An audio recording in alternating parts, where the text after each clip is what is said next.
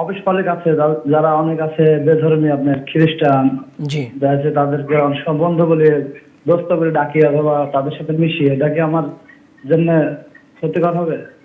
বুঝতে পেরেছি। সুন্দর প্রশ্ন, আমাদের সাথেই থাকবেন। শেখ, আমার বিধর্মীকে কতটা বন্ধু বানাতে পারবো, অন্তরঙ্গ করতে পারবো কিনা?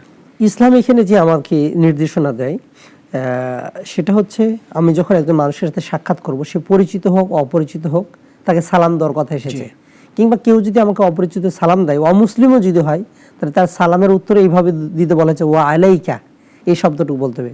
2 নাম্বার, আমরা যাদের সাথে ব্যবসা বাণিজ্য করি, ব্যবসা বাণিজ্যের খাতিরে বন্ধু এই শব্দগুলো ব্যবহার করা জায়েজ আছে, কোনো সমস্যা নাই। কিন্তু যদি আপনি তাকে মনে করেন ইন্নামাল মুমিনুনা ইখওয়া, যে সে আমার ধর্মীয় ভাইয়ের জায়গা থেকে আমি বন্ধু দাবি করছি, এই শব্দগুলো কেউ যদি ইউজ করে থাকে, তাহলে নিঃসন্দেহে এটা নিষিদ্ধ, এটা করা যাবে না। অন্তরঙ্গ বন্ধু বানানো যাবে না, কোরআনে নিষিদ্ধ আছে এটা। আল্লাহ তাআলা বলছেন যে ওয়াল মুমিনুনা ওয়াল মুমিনাত আউলিয়া বাযুহুম লিবাদ, যে মুমিনরা একজন আরেকজনের বন্ধু। হ্যাঁ, মুসলিমদেরকে তারা কি করতে পারে না, বন্ধু হিসেবে গ্রহণ করবে, এটা ধর্মীয় বন্ধু।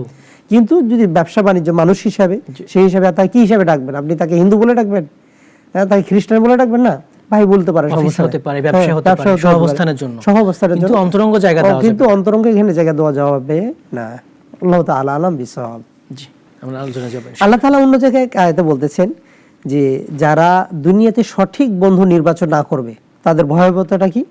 ওয়ায়ামা ইয়াউদ্দু যালিমু আলা ইয়াদাইহি, যারা পৃথিবীতে জালেম বন্ধু, মানে মুশরিক, অমুসলিম যারা, জি, তাদেরকে যদি অন্তরঙ্গ বন্ধু হিসেবে গ্রহণ করে, তাহলে কিয়ামতের মাঠে এই বন্ধু তার হাতের মধ্যে কামড় দিবে। ইয়াকুল ইয়া লাইতানি ইত্তাখাযতু মা রাসূলি সাবিলা, আমি ওই রসুলকে ছেড়ে আমি তাকে বন্ধু হিসেবে গ্রহণ করেছি, আফসোস করে বলবে।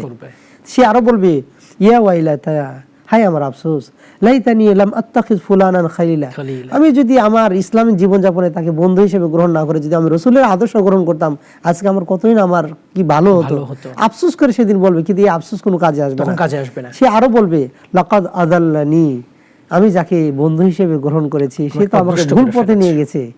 আমি যিকরি, আল্লাহর জিকির থেকে, কালাম থেকে, কোরআন থেকে, সুন্নাহ থেকে, ইসলামী জীবন ব্যবস্থা থেকে আমাকে ভিন্ন পথে নিয়ে গেছে। ইদ জাআনি বা'দা ইদ জাআনি, যখন আমার কাছে কোরআন এসেছে এরপরেও আমি এটা নিই নাই, সেদিন কিন্তু হাতের মধ্যে কামড় দিয়ে আফসোস করে বলবে, বড় আফসোসের সাথে বলবে। জি।